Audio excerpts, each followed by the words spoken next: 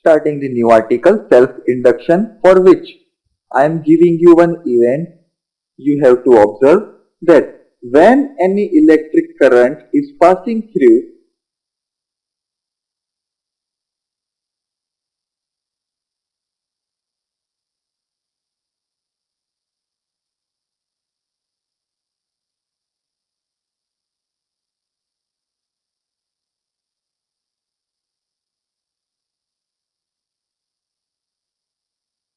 a coil, but here I am considering my coil is conducting as well as an insulated.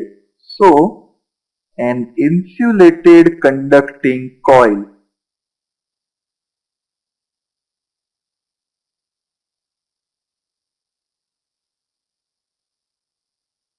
Then, what is the observation you are going to take? Then there is a magnetic field in the coil will increase.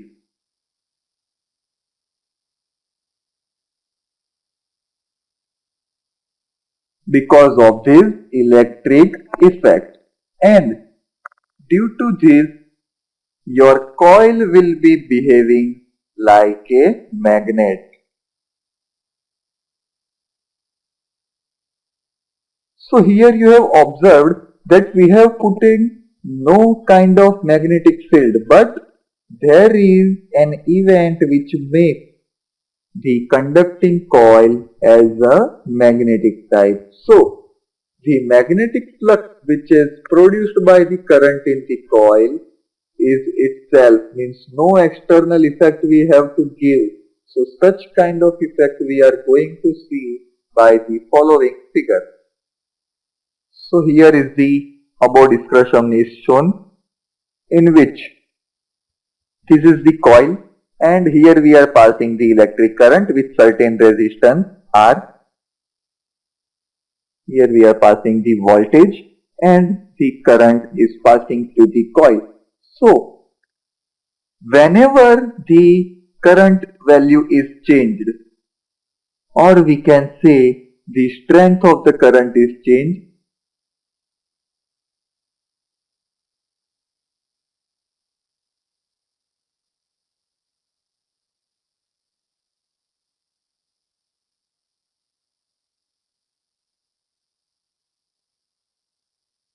then the flux of the coil is also changing.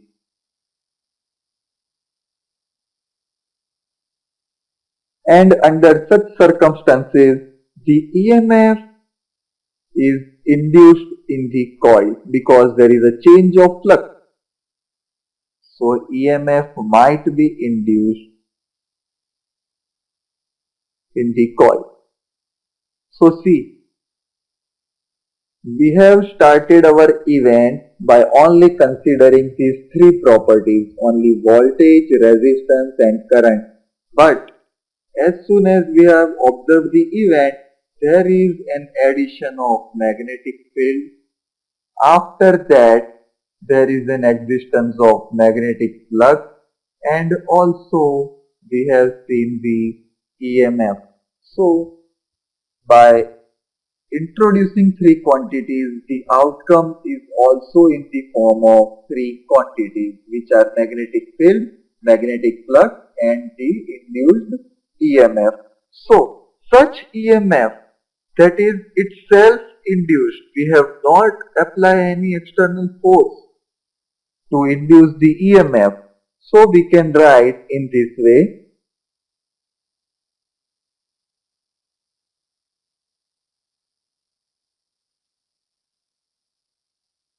is induced itself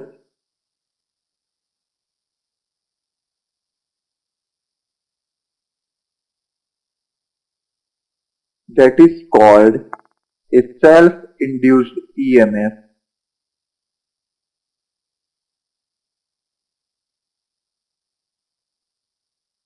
So this is the first definition, and this phenomenon or this effect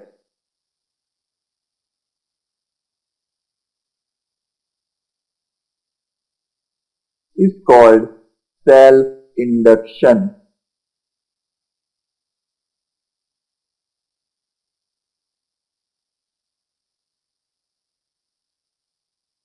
Now let's perform some of the analysis to the coil. So for that I am considering the number of turns in a coil is equals to N.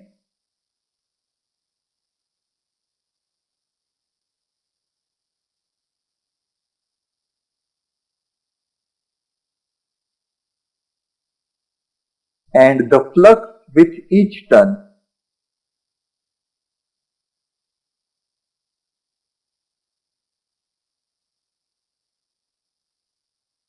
is equals to phi. Then the total flux if I have to find,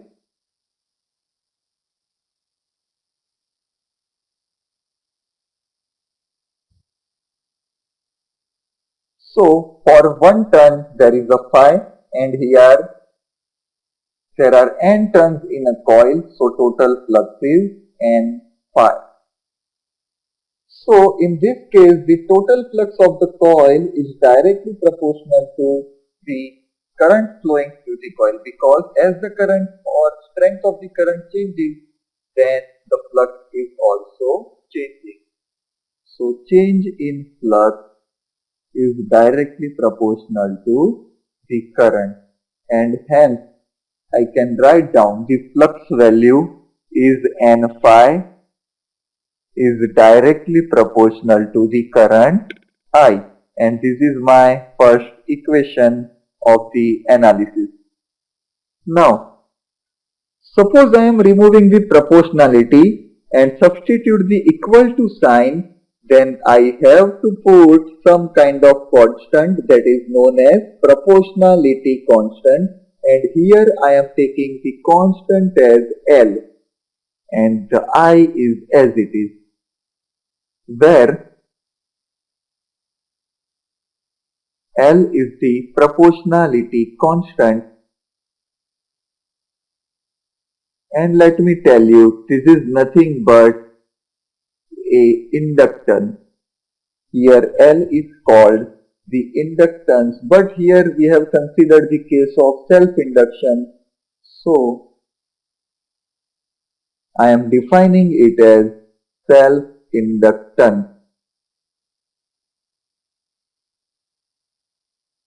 If we move further, then we can find out the actual value of self-inductance, that is L is equals to N phi over I. See, we have done a little bit change in the equation number 2. So here you can say that the definition of self-inductance as the flux linked with the coil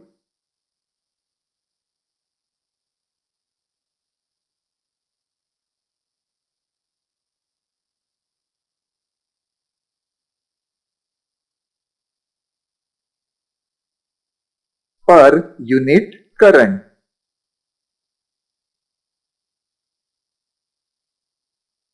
So this is the actual value of self-inductance.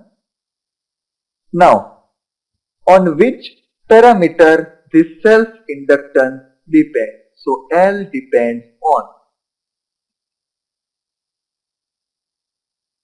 See, these are the only three values. So first of all, I am putting the size and shape of the coil. So this is refers to the number of turns of a coil. The second parameter on which self-inductance depends is the number of turns.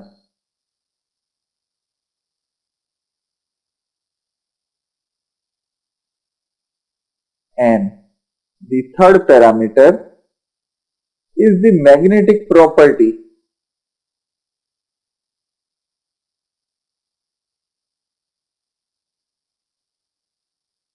And also you should not forget to write down the effect of current. Now suppose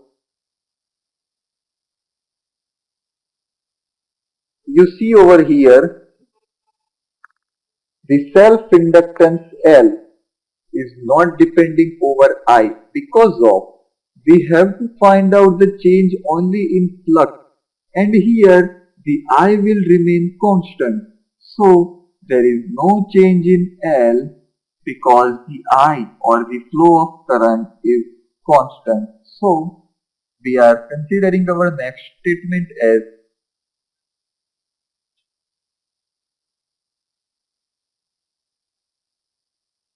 when the flow of current inside the coil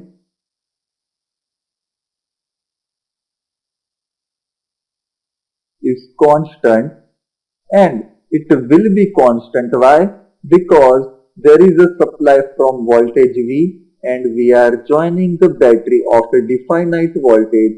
So it will pass the definite current and hence your current is constant. So one important statement that L means self-inductance does not depend on the current. So let's perform the next step. I am differentiating equation 3 with respect to time. Or let me give the differentiation of equation number 2.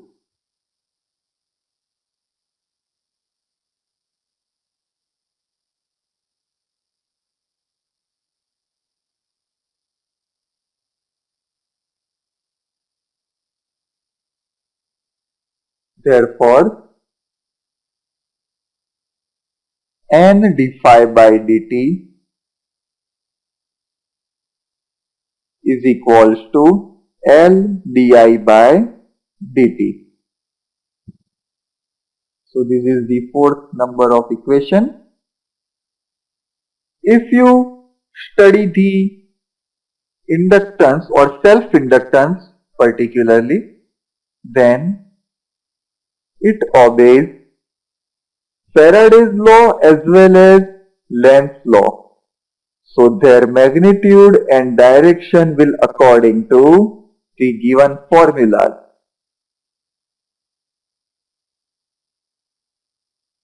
And so, if I want to find out the induced EMF inside the coil is given by minus n d phi by dt.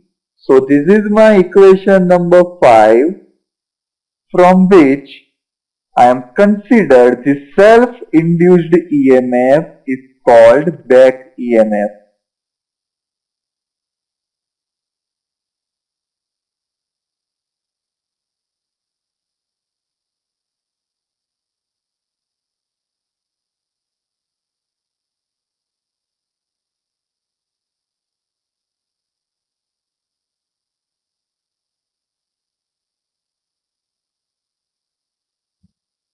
If you equate the equations which are 4 and 5, then you will get, because see, the left hand side of this and the right hand side, only there is a problem of this negative sign.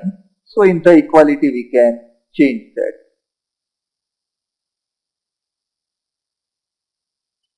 Equating, or you can write comparing equation 4 and 5. So we will get epsilon is equals to minus L di over dt. So this is our new equation number 6 I am giving. Now if suppose the rate of change of current with respect to time is a unit, or we can say I am considering this particular quantity as 1. Therefore, di by dt, that is the rate of change of current with respect to time, is 1 unit, then my equation 6 will become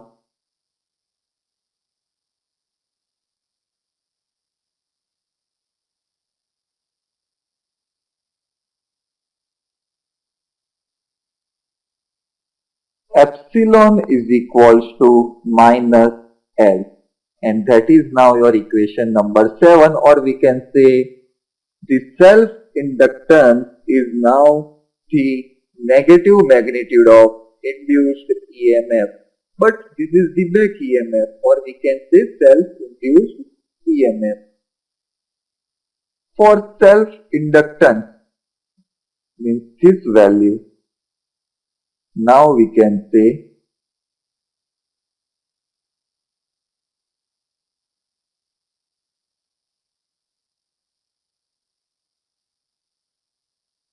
produced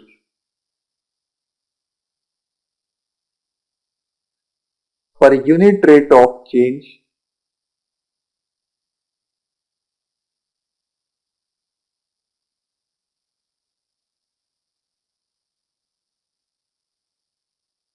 of current in the circuit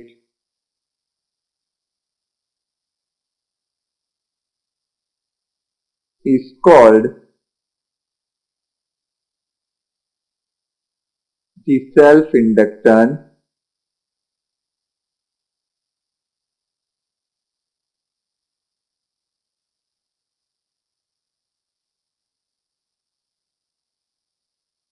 of the circuit. So this is the another way to define the self-inductance.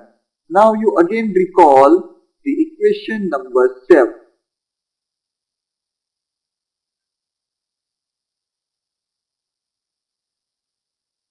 Or equation number 6.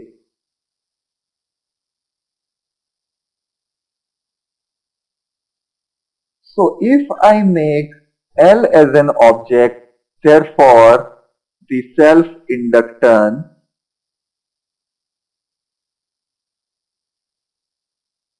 is equals to L is equals to minus epsilon over di by dt,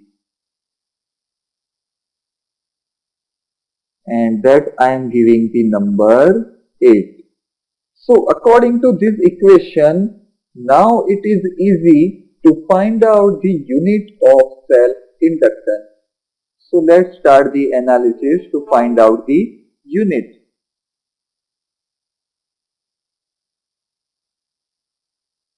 So here there is a unit of EMF, that is voltage, and the change in current is written as ampere, and the time is in denominator, so change in time is given by second. So the denominator of denominator will comes into the multiplication of numerator. So there is volt into second into ampere inverse. So this is the unit of L. But if you find out the SI unit of self-inductance, that is Henry. It is according to the name of scientist.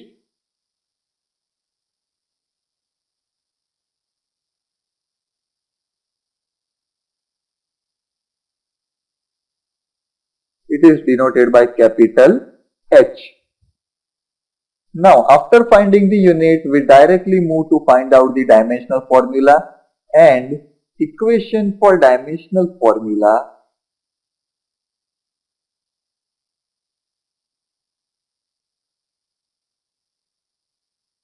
is M1 L2 T2 A minus 2. You have to calculate how does it come. So this is I am giving you an exercise. So from that you can revise your semester 1. Now as we know, there is a definition of each and every SI unit. For suppose the definition of 1 ampere we have studied in semester 3. Now we are going to discuss about the definition of Henry. So it is defined as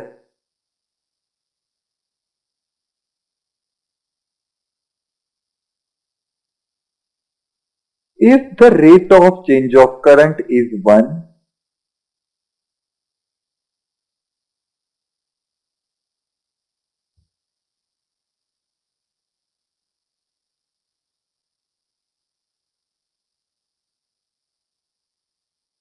ampere per second and the induced EMF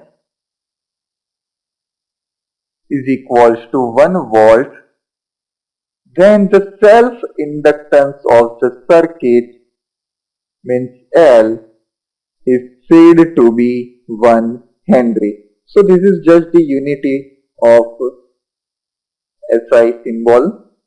Now we will find out the magnetic energy that is stored in an inductor, and we will find out one more important result. So let's start that new article. So the new topic is magnetic energy stored in an inductor. So first of all, let us consider what is an inductor. So it is nothing but the component of the circuit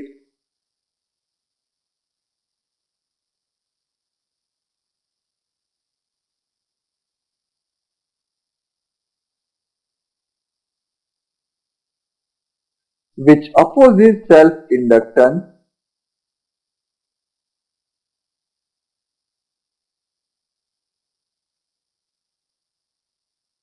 or which possess means it's containing, not opposes,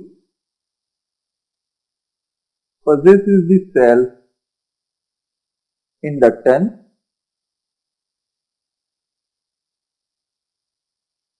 is called an inductor. The symbol of inductor is like a coil.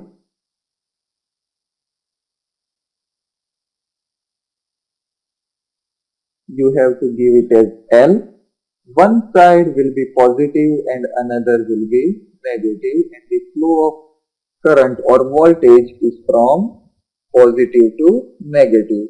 Now, whenever an inductor is connected in a circuit, the end of the inductor through which current enters is considered as positive. So see, from this side current enters, so this side I have taken as positive and the other end is taken as negative from which current leaves. Now, suppose in an inductor I current is flowing.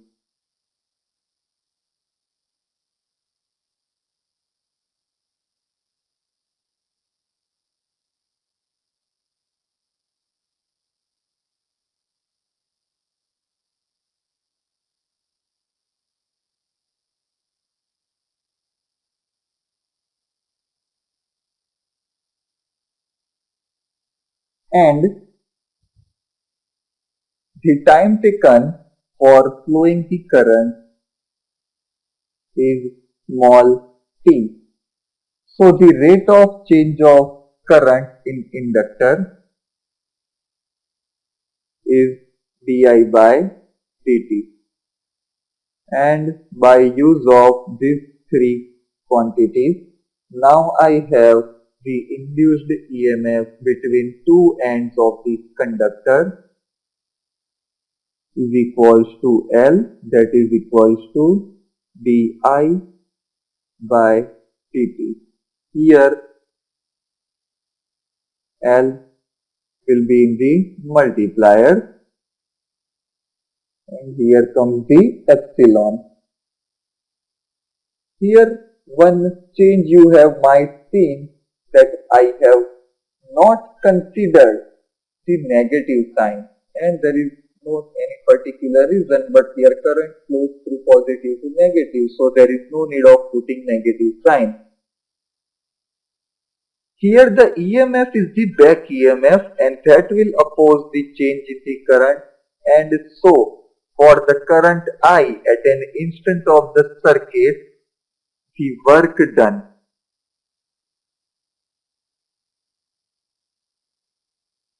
for an instant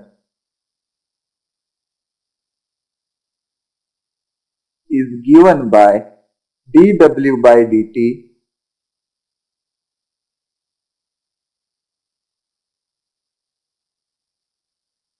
is equals to magnitude of epsilon into I. This is the work done for the system. If you use the equation of epsilon, then it is Li di by dt. Now, if I want to find out the electrical energy, then according to work energy theorem, I am substituting the value of W, and from the denominator this dt will be cancelled out. Therefore, integrating above equation,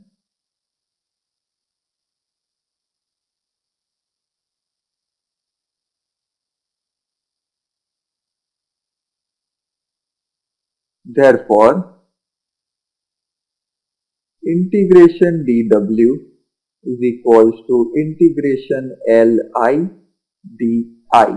But this L means self-inductance does not depend upon current or the I. So I can put this L outside of the integration, and so first of all the negative sign or the left hand side if I consider, so integration dw is equals to W, the L comes outside the integration and I di will be as it is. So the value of integration is I square by 2, and so the value of W is equals to 1 by 2 Li square, which is the electrical energy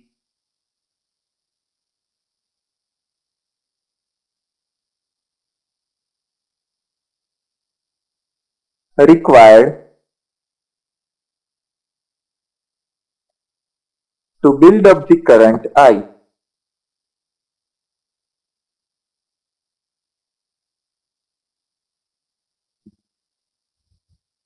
Here the expression, it is very similar to the kinetic energy.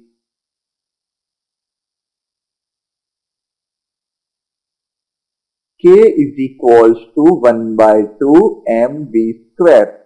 So see, both equations are similar. It shows that the L is related with the mass and the current I is related with the velocity. And this is the end of your theory 1.8, and we will solve one important example, that is illustration number 8 in our next class.